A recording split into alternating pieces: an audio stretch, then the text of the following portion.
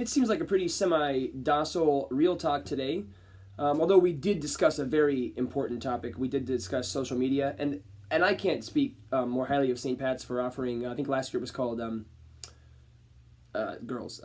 Smart Girl Society. That was a very informative situation, talking about social media and all of the things when it comes to social media that we're not really aware of. And I guess I got a few things today that I could share with you guys from different conversations that I've had with students, and I think that we need to be a little bit more aware of. So basically, in our real talk, just said, hey, we're talking about social media today. Do you think it's mostly good, or do you think it's mostly bad? And I think many students came with the impression that there's a mostly good thing, but if you use it inappropriately, then you could find yourself in trouble. It seems to be, as Mr. Watton brought up, very similar to our party situation. You know, should you go to this party? Well, it seems to be a good thing, but there's some bad things that happen there, and maybe you shouldn't go there if you're planning on doing something bad. But if you're not planning on doing anything bad, it should be a good thing.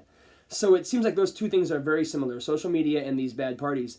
Oh man, you know, and with all the technological things that we can find ourselves in trouble with obviously the overabundance of pornography on the internet, things that can be shared amongst students, inappropriate images.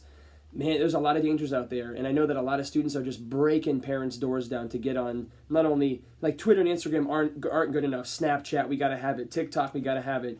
Then they're just breaking your door down. It's so hard to hold that line. I can't imagine.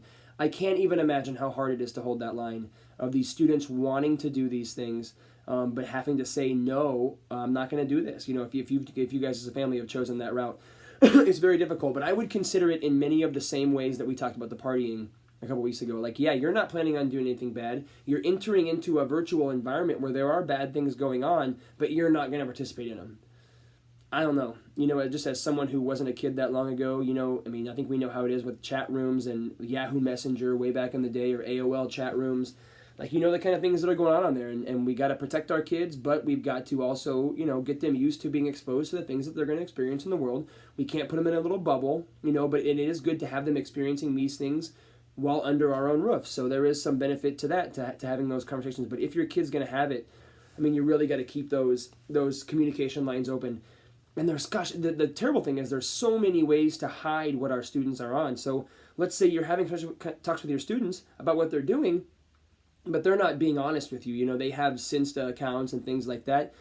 That can be very damaging. I mean, I was in some conversations today with students talking about Life 360, that there's ways that they can turn off their locations and things like that and log out and whatnot.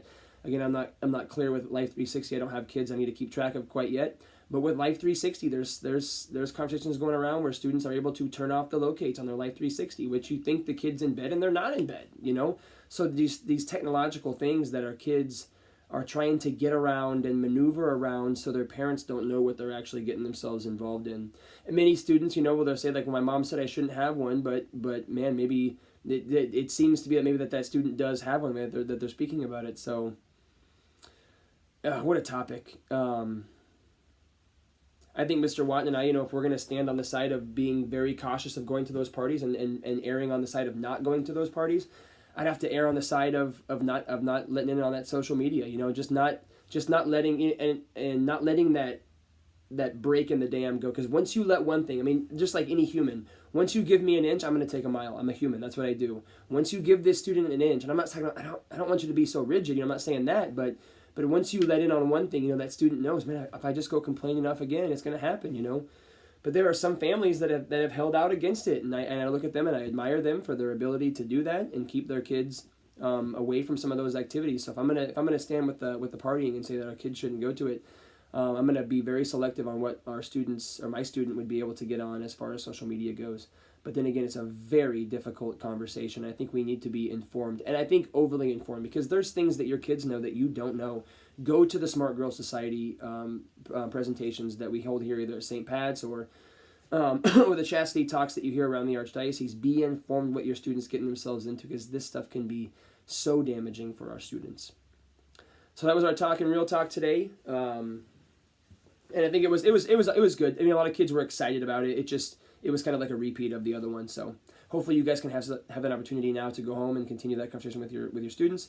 So you guys are keeping those communication lines open.